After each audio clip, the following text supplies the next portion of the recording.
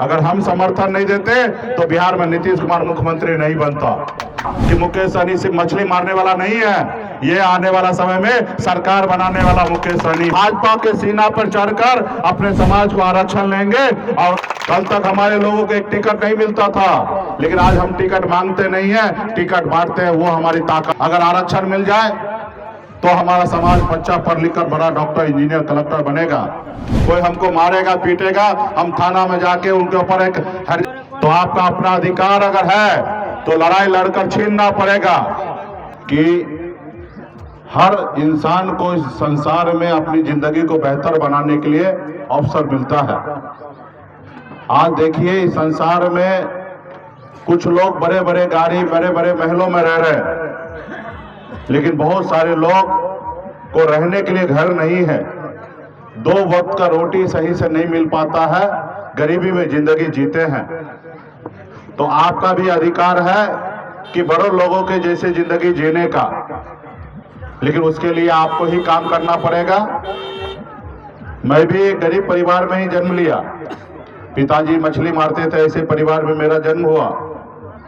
लेकिन हमारी माता पिता ने हमें पढ़ाया लिखाया और हम पढ़ाई लिखाई के दम पर मुंबई जैसे शहर में जाकर कामयाबी का झंडा गाड़े।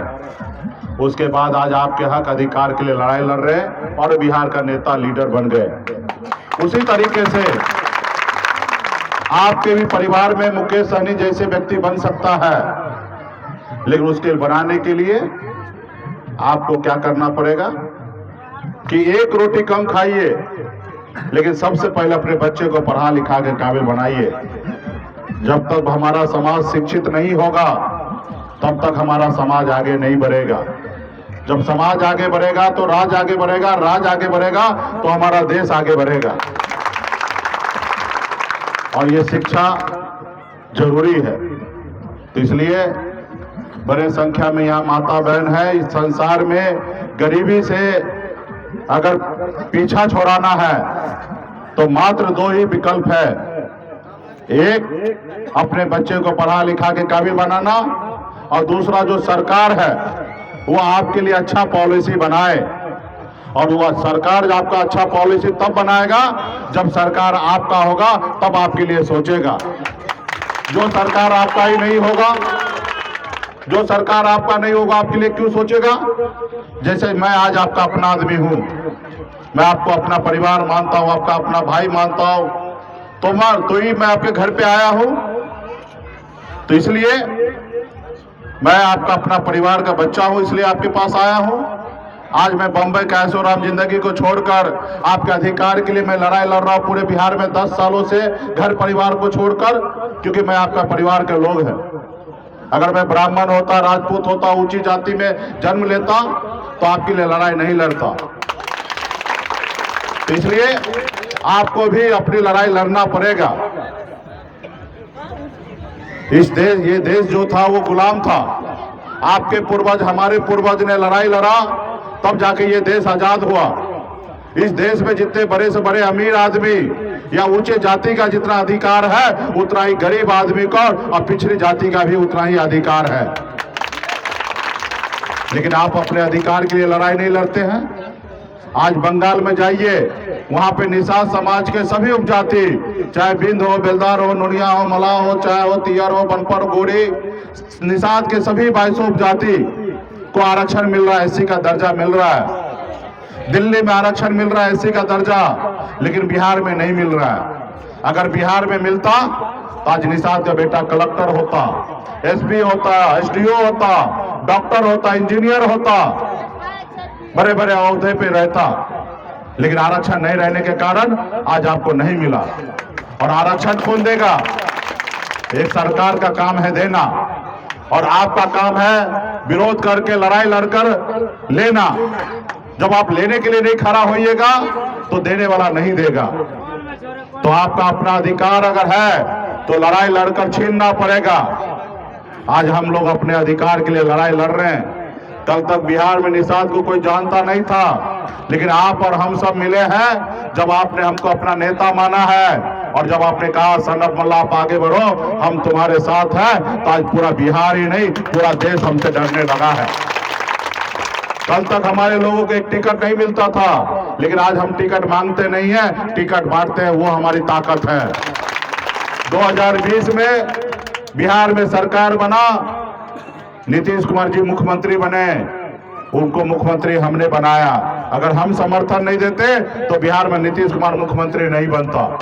ये हमारी ताकत था। जब आपके गांव के, आपके पंचायत से जो समस्या आया, एक लेटर हमने लिखा और लेटर लिखने के साथ ही आपके पंचायत में पंचायत भवन बनने का काम शुरू हो गया। ये पंचायत सरकार भवन बनना चालू हो गया, क्योंकि ये आपका पावर था। उनको भी पता था कि मुकेश जी का बात नहीं मानेंगे, जब चाहेंगे तब सरकार गिरा देंगे, नीतीश जी को रोड पे ला देंगे, ये उन्होंने सोचा। ये पावर होता है। उसी तरीके से आलमनगर विधानसभा बहुत बड़ा संख्या निषाद समाज का है। कई बार हमारे समाज के लोगों ने यहाँ पे लड़ाई लड़ा, कभी 2000 वोट से हार गया, कभी 500 वोट से हार गया, कहीं पर मौका नहीं मिल पाया है। लेकिन आने वाला समय में, पिछले बार भी चुनाव लड़ा हमारे आरजेडी से नवीन निषाद जी, लेकिन उनको भी मौका नहीं मिला। लेकिन इस बार हम लोग कोशिश करेंगे कि आलमनगर विधानसभा में वीआईपी पार्टी का विधायक बने, हमारे अपने विधायक बने। और जब आपके अपने विधायक होंगे, आपकी समस्या लेकर पटना में आएंगे और हमको कहेंगे तो हम काम करेंगे। अभी हमारे छोटा मोटा नेता है, आपकी समस्या को लेकर पटना आते हैं तो हम हो सकता काम करते हैं, लेकिन वही अगर विधायक आपका होगा तो ज्यादा से ज्यादा काम होगा। तो ये राजनीति है, और राजनीति में देश का प्रधानमंत्री आप बनाते हैं, राज्य का मुख्यमंत्री आप बनाते हैं। चाहे एक मुखिया, एक वार्ड सदस्य हो, वो आपके वोट से बनता है, ना ही कि पैसे से बनता, ये वोट से बनता है।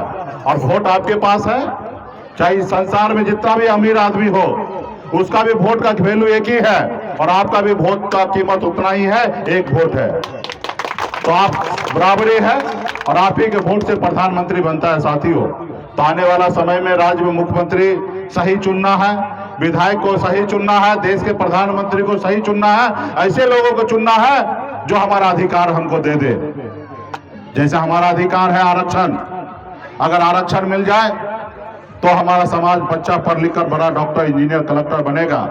कोई हमको मारेगा, पीटेगा, हम थाना में जाके उनके ऊपर एक हरिजन एक्ट लागू कर देंगे, लगा देंगे, तो वो आपके चरणों में आ जाएगा और आपसे माफी मांगेगा। ये कब होगा? जब आपको आरक्षण मिलेगा। और आरक्षण कब मिलेगा? जब आप अपने घर में नेता पैदा कीजिएगा, लीडर पैदा कीजिएगा, तब आरक्षण मिलेगा। जो समाज अपने समाज को लीडर बना लिया, वो समाज आगे बढ़ता है। जैसे हमारा यादव भाई एक नेता को चुना, आदरणीय लालू प्रसाद यादव जी को, देखिए समाज कितना आगे बढ़ा। हर समाज, मुसहर समाज है तो अपना नेता मान लिया, हमारे पासवान भाई है तो एक स्वर्गीय रामविलास पासवान जी को नेता मान लिया, उत्तर प्रदेश में बहन मायावती को दलित भाई ने नेता माना। तब देखिए वो समाज के अधिकार के लिए लड़ाई लड़ते हैं। आज हम लोग लड़ाई लड़ते आपके लिए, हमको कमजोर करने में लगा रहता है।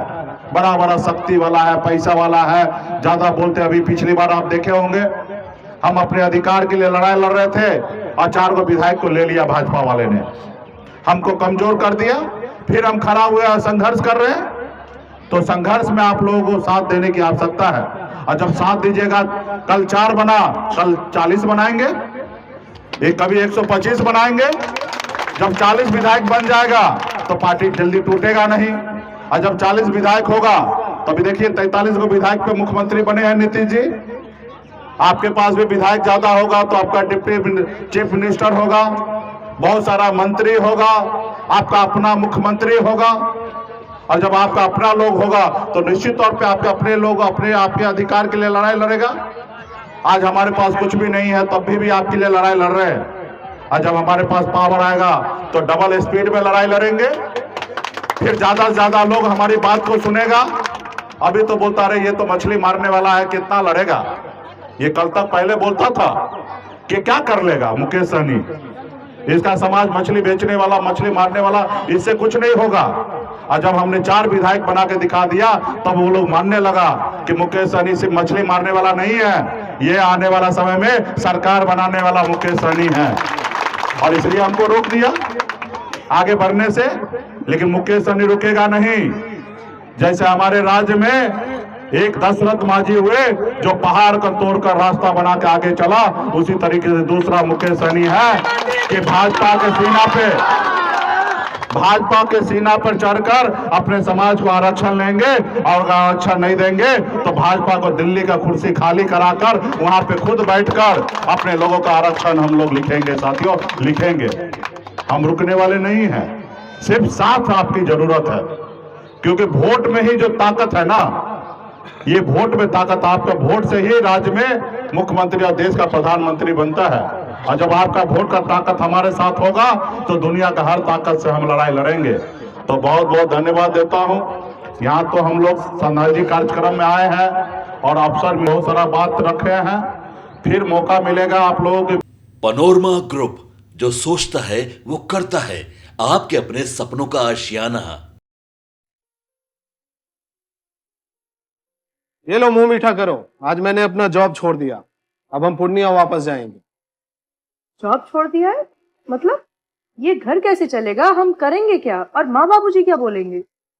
इसलिए मैं एक और मिठाई का डब्बा लाया। अपने बिजनेस के लिए लोन अप्रूव हो गया। अरे लोन अप्रूव हो गया वो तो ठीक है, लेकिन पूर्णिया में हम रहेंगे कहाँ? अपना घर भी तो नहीं है वहां। इसलिए तो एक और मिठाई का डब्बा अलग से लाया हूं। हमने पूर्णिया में घर ले लिया है, पूर्णिया के ई होम्स पैनोरमा में। पूर्णिया में पैनोरमा ग्रुप लेकर आए हैं ई होम्स पैनोरमा। बड़ा घर, आलीशान जिंदगी और अत्याधुनिक सुविधाओं के संग। अरे अरे, अब क्यों मुंह मीठा करवा रही हो? क्योंकि हम घर वापसी जो कर रहे हैं। घर वापसी की खुशी पूर्णिया में ई होम्स पैनोरमा के संग। E Homes Panorama, luxurious lifestyle redefined.